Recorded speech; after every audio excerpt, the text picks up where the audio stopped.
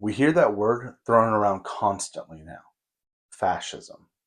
It's become an accusation, an insult, coming from the right, the left. All fascists and Nazis, okay? Into the general definition of fascist. I think that to say that he's a fascist is completely accurate. At this point, everyone's a fascist depending on who you ask. But if we're being honest, most people don't actually know what it means. We think Hitler, Mussolini maybe. But the truth is, it's more complicated than that. And if we're going to ask whether it's coming back or not, first, we have to understand what it actually was. This is the Quiet Republic.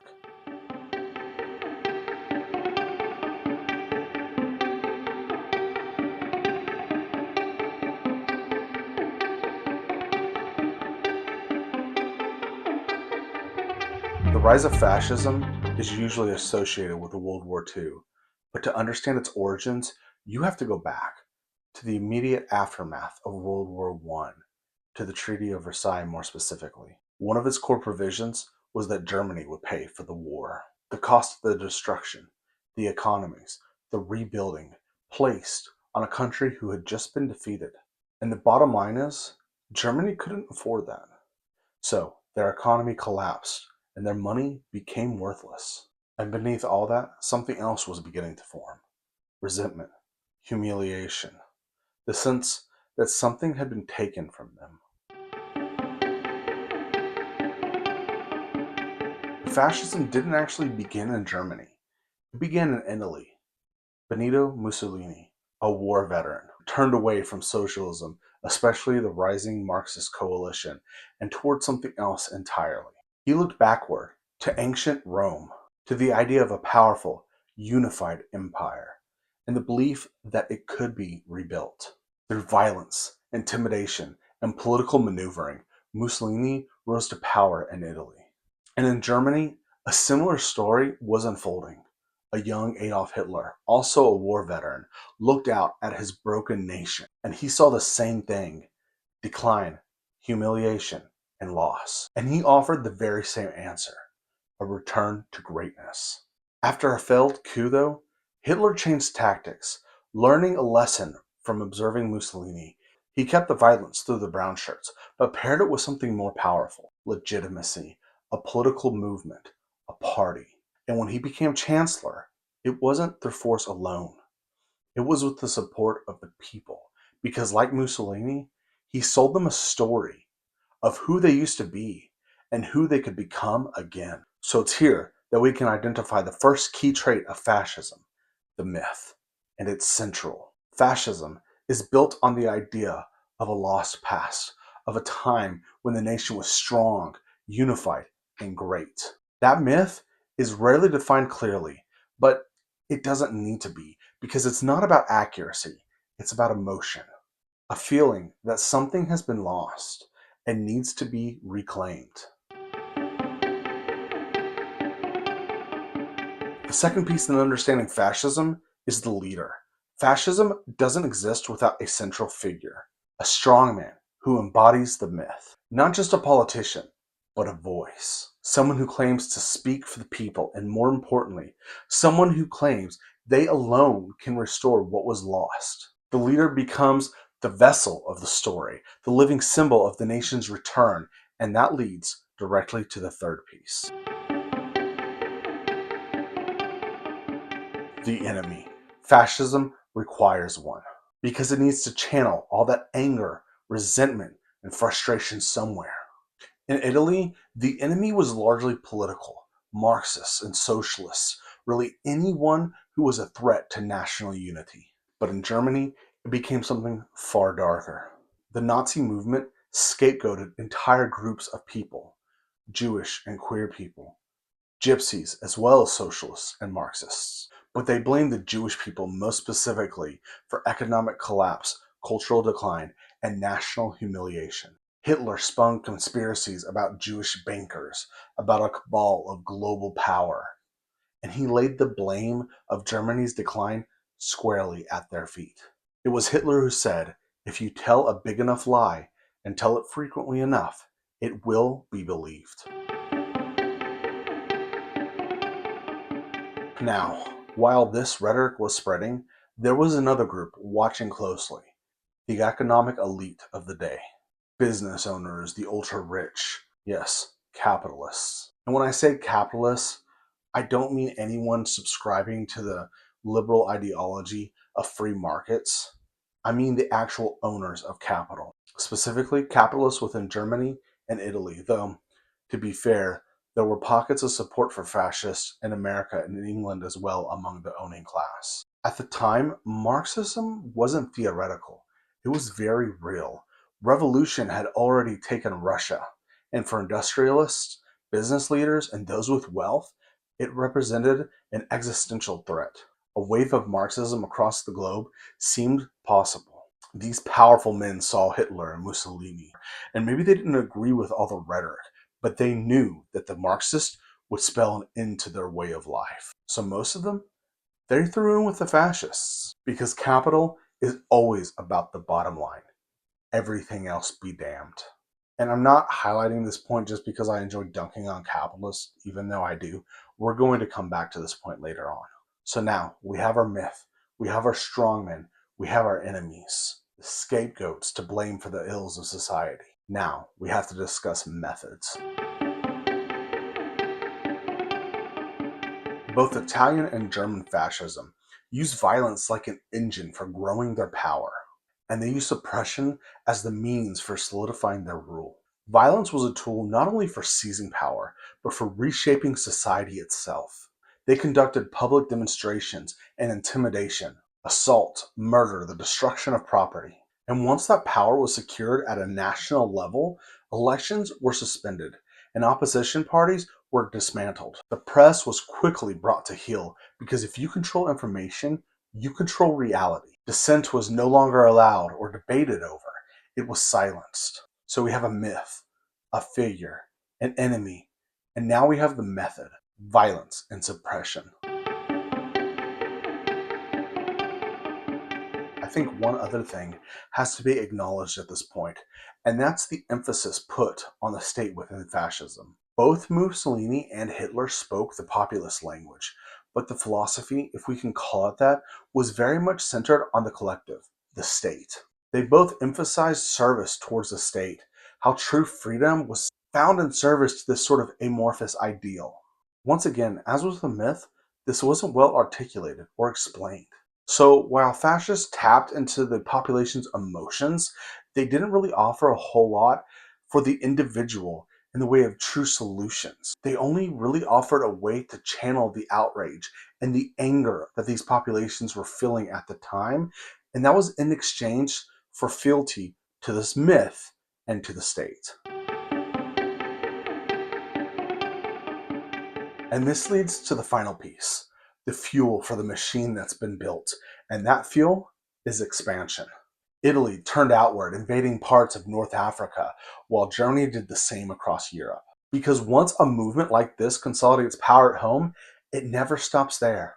The myth demands expansion, the state demands conquest. And from all this, we can build a framework to examine what fascism actually is. It's a myth of lost greatness, a strongman who promises to restore it, enemies to blame, violence and suppression as the method, the emphasis on personal sacrifice for the higher ideal of the state, and expansion as the endgame. And I say endgame, but it's more than that really. Within their worldview, expansion is their right. Only the powerful deserve to survive, and the powerful, they have a right to consume those who are not. So now, let's take this framework and apply it to the present. Then we can ask that question. Is America becoming fascist? Now, before we apply that framework to today, we need to do something important. We need to step back. Because movements like this, they don't emerge out of a vacuum. When people ask whether America is becoming fascist, the focus immediately turns to Trump and MAGA more broadly. But to treat that movement as if it came out of nowhere, it's not just incomplete, it's actually misleading. Because the conditions matter. For decades, trust in American institutions have been eroding. From the assassinations of JFK to the Watergate scandal, to the 20 plus years that we spent in the Middle East going to war for supposed weapons of mass destruction when that was actually never the case. There has been a growing sense that power operates behind closed doors. And at the same time, wealth and power have become increasingly concentrated through corporate lobbying and political capture, institutions and lawmakers that are obviously compromised by moneyed interests. And what has emerged is an economic system that for most of us just feels less and less fair. Beginning in the late 20th century, policies tied to deregulation and globalization, often described as neoliberalism, accelerated that divide. And the result is a population that is more distrustful, more divided, and more open to disruption. Because just like Germany had its context for Hitler and Italy had its context for Mussolini, America has its own context for what we're experiencing today. And it's from that context that we have to ask this question. So now, let's take the framework we've established and look at America today. We'll tackle these components of fascism one at a time. And we're going to start with the strongman. And this is probably the easiest part to identify. Since Trump descended that escalator in 2015, American politics has largely revolved around him. But Trump didn't come out of nowhere. He's been part of American culture for decades. From his early work with his father, which literally culminated in multiple lawsuits over racial discrimination, to high-profile developments in Manhattan, many of which honestly reinvigorated the city of New York and its infrastructure, to branding deals and ventures too many to list honestly, to television and movie appearances and reality TV shows. Trump built a genuine celebrity culture around himself. And Trump built this persona long before politics. A businessman, a deal maker, a winner. And more importantly, one who portrays strength. Because in Trump's world, winning isn't always about outcomes. It's really about perception, the image of success, and the refusal to back down. The idea that he's never going to be taken advantage of and he's not a sucker. Never. And over the years, somehow that image just kind of held. Despite multiple business failures and sexual assault allegations from a myriad of women, and despite constant reinvention, a central image of this man, it held. And so when he entered politics, he didn't abandon that identity he had built. He just amplified it. Now, he's not a strongman in the same mold as Hitler or Mussolini. He's not a war hero. He didn't rise from national collapse in the same way. But he represents a modern version of the archetype. A media-driven strongman, but not through military identity. It's really through image and repetition and just constant visibility. And somehow, the kid from Queens, the wealthy businessman from New York, the one who was able to avoid the draft through class and privilege, who has never had to suffer or struggle like the working class. That man has been able to speak in a way that resonates with millions of working class Americans. And I honestly don't get it. But when I ask people why they support him, the answers are usually pretty similar. He's not a pushover. He's strong. And he's going to fix the economy. He's a bully and a strongman, but not the kind we've seen before. Now let's take a look at the myth. And we will make America great again. Make America great again. That's it. 4 words. And on the surface, it sounds simple, but it works because it taps into something real. Life feels harder for a lot of people. Housing and groceries are more expensive. Wages have not risen at the same rate as inflation. The idea of the American dream feels further out of reach than ever before. And whether that past was exactly as we remember it or not, it almost doesn't matter. Because what matters is the feeling, the sense that something has been lost. The things used to be more stable, more affordable, more certain. And these feelings, they aren't imagined. They're rooted in real economic pressure, real changes, real frustrations. And so when Trump says he wants to bring back a golden age or create a new one, that resonates with a lot of people. A vision of the country where people can prosper and the future feels secure, where America is strong and respected and dominant. And that myth sells because it gives direction to something people already feel. It highlights what we miss while quietly ignoring everything that doesn't fit the story. It doesn't take into account the greater equity for minorities and people of color, or the advancements in women's rights, or the medical breakthroughs of the past 50 years. And in that simplification, the myth becomes powerful because it doesn't need to be precise. It just needs to feel true. So now we have 2 pieces in place. We have a strongman and we have a myth. So now we need to talk about the enemy because every movement like this needs one. In modern American politics, that enemy takes several forms, but immigrants are a central one. The argument goes something like this. The large number of immigrants, especially those entering illegally, are placing a strain on the system. They're competing for jobs, driving down wages, and making life more difficult for everyday Americans. Trump literally said, and I quote, illegal immigrants are poisoning the blood of our nation. And at the same time, there's a clear cultural dimension to all this. There are concerns about education, gender identity, and broader social change. And these are all framed as a kind of ideological shift, one that feels imposed rather than chosen. And then behind both of these concerns is an even larger claim that political opponents, Democrats, liberals, institutions, especially universities and the like, they're not just wrong, but acting in bad faith. They're reshaping our country in a way that undermines the foundations. And when you combine that, you get something powerful. A sense that the problem isn't just policy, it's people. Another to point to. An explanation for why things feel off. And it doesn't matter that immigrants, including undocumented, are statistically a net benefit to the economy. Like literally, the stats are actually clear. They contribute much more to our society than they take. They pay billions of dollars in taxes every single year, helping to fund public services and programs that they don't even have access to. And it doesn't matter that both illegal and illegal immigrants commit less crimes per capita than natural-born citizens. Because remember, the myth doesn't need specificity. Now, to be clear, some of the underlying issues people are reacting to are real. Cultural shifts have been rapid and economic pressures are very real. Excesses the left may have taken in the 2010s have been spun into a cabal of global influence, though. A number of poorly worded comments from officials. Everybody needs to be woke. And a shifting cultural awareness for things like gender identity, expression, and systemic race-based discrimination. I'm going to be honest here. I think the left did swing too far in some instances, and not in solidarity for these minorities, but in some of the proposed policy prescriptions and questions of free speech. And when I say the left went too far, I mean that more broadly. It's hard to point to a large number of lawmakers or individuals who pull the levers of power who actually push for more of these radical and extreme free speech laws. But there was a genuine cultural shift on the left that I think went too far. Some of the cancel culture stuff, a focus on partisan purity.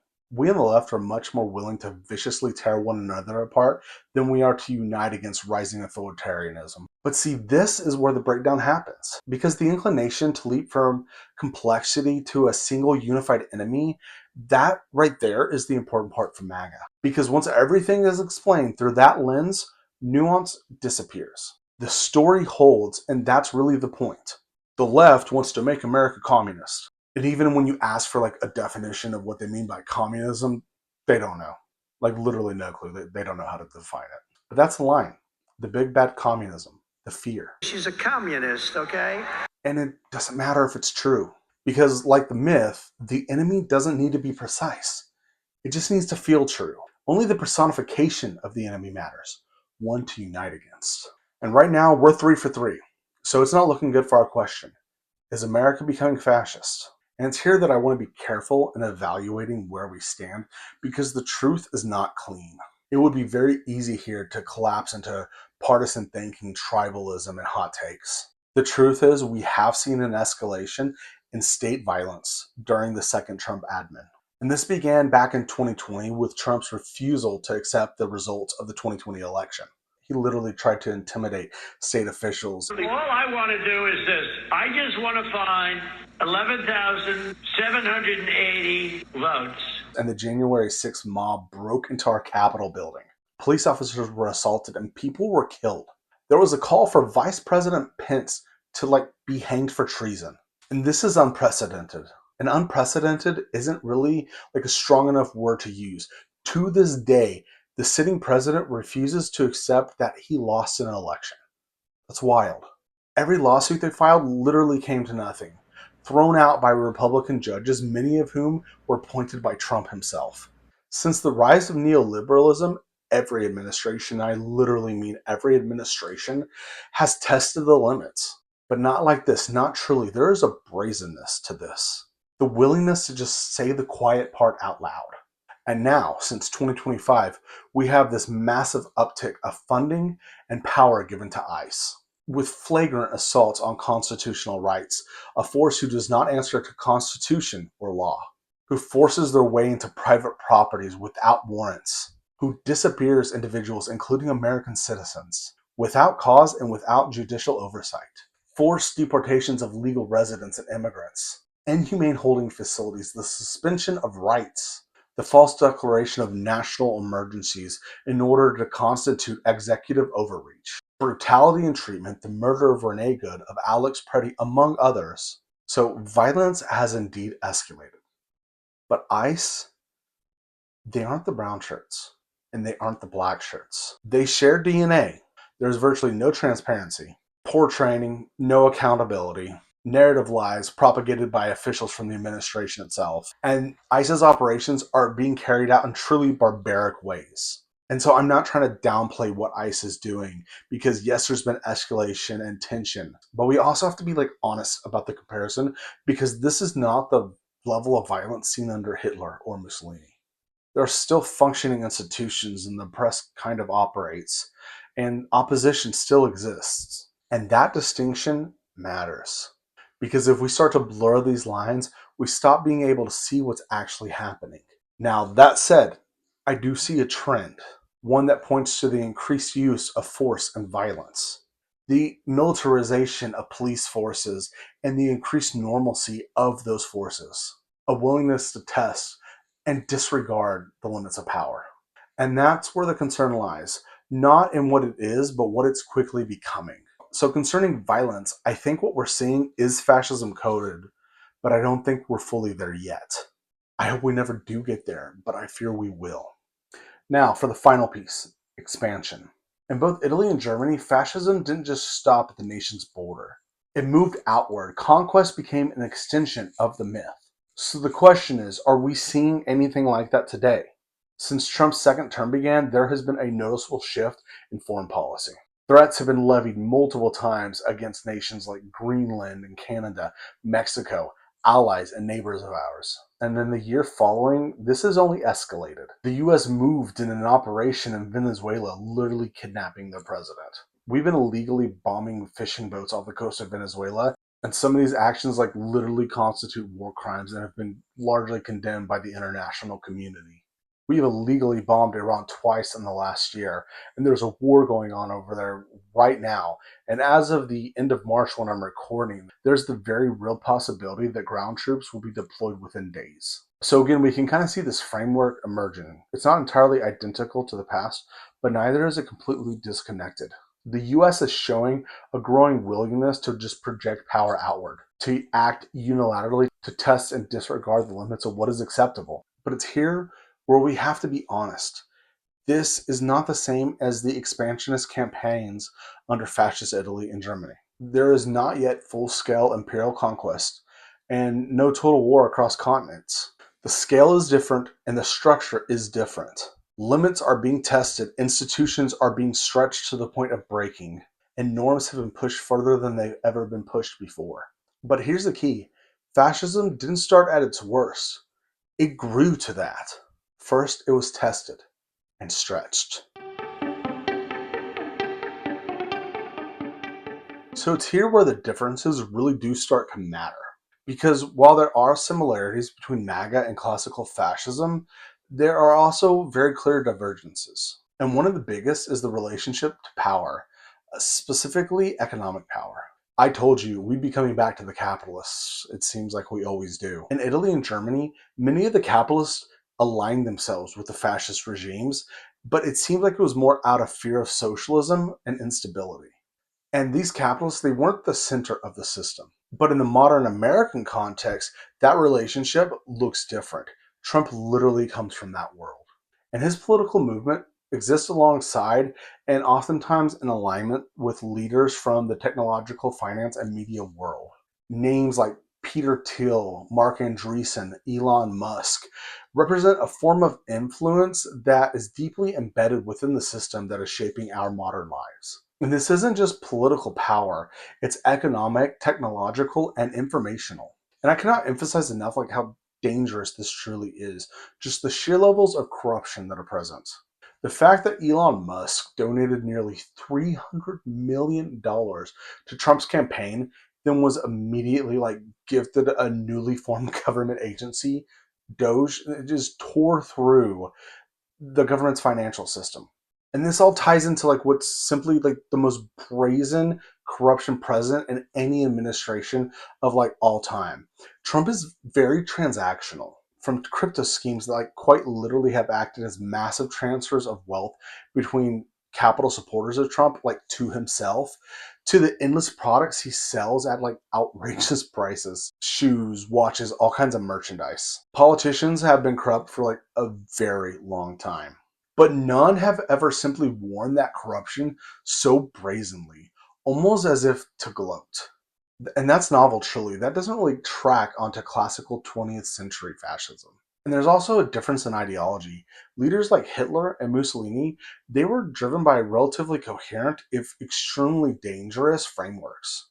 Trump, by contrast, has shown really a high degree of flexibility. His positions have really shifted over time, aligning with changing political incentives, economic interests, or just purely strategic advantages. And that doesn't mean that there's no like ideology within the movement, but it does suggest that it's less centralized and less internally consistent. There are figures within the movement, and immediately who comes to mind is like Stephen Miller and even JD Vance, that seem much more ideologically committed than Trump. But honestly, I can't really tell if Trump actually believes in much of anything besides like win at all costs and make money while doing it. And that leads to another key difference. The coalition itself, the MAGA movement, is pretty broad. It includes traditional conservatives, yes, but it's also like libertarians and populists and evangelicals, media figures, and then you have like more extreme people on the fringes, like literal neo Nazis and white supremacists, and somehow like a moneyed Israel lobby that has surprising sway over foreign policy. Hello, Epstein connection? No. And all these groups within MAGA, they don't really agree on a whole lot, but they are unified at least in part around like a shared narrative and on the central figure of Trump himself. And that kind of ideological diversity, it's very different from the more rigid state-centered doctrines of 20th century fascism. There's also a lot less emphasis, at least explicitly, on total subservience to the state. National pride and identity are still central, but it's structured differently. The system is less about absorbing the individual into the state and more about aligning power across political, economic, and cultural domains. So, after looking at all this, I can honestly say there are many shared traits between MAGA and fascism. Enough that should scare the hell out of us all. But the truth is, one doesn't simply and cleanly track onto the other. So, back to our central question: is America becoming fascist? So when you step back and look at it all, you have to just kind of wade through the deluge of information, and it's overwhelming because so much has happened this past year, the past decade even. But the place I've arrived to is that what we're seeing is not classic fascism, it's something else. A system where power is concentrated, but not just through the state, but through networks of wealth and technology and influence. And you might call that authoritarian technocratic oligarchy. I know it's kind of a mouthful. And while what we're seeing today does share traits with fascism, it operates differently because I think it has a different ideological base. It has different goals. But that difference, it doesn't make it safe. If anything, it makes it harder to recognize and harder to stop. So is America becoming fascist? I think it kind of depends on what you mean by fascist. But in the classical 20th century sense, no, I don't think so. It's becoming something else entirely, and something scary. A system where technocratic elites and the owners of capital are gaining horrifying levels of power, and a sort of merging between state and corporate interests, where authoritarian tactics are being actively deployed at a growing and increasing scale. And that's both at home and abroad. A place where truth and reality itself are being attacked, like quite literally through media capture. They're currently buying the opposition in order to control the narrative. CNN, TikTok, among others. This sort of like preserves the appearance of freedom and information and the ability to organize while simultaneously hollowing out the avenue by which you could actually exercise all of the above. I mean, just think of that. Market control of narratives through moneyed interests. So this is like capital, not as a reluctant bedfellow of authoritarianism, but as like a central piece and like a key player, maybe the key player. And that, while it's not really fascism, it's something new. It's something that belongs to the 21st century. This is the Quiet Republic.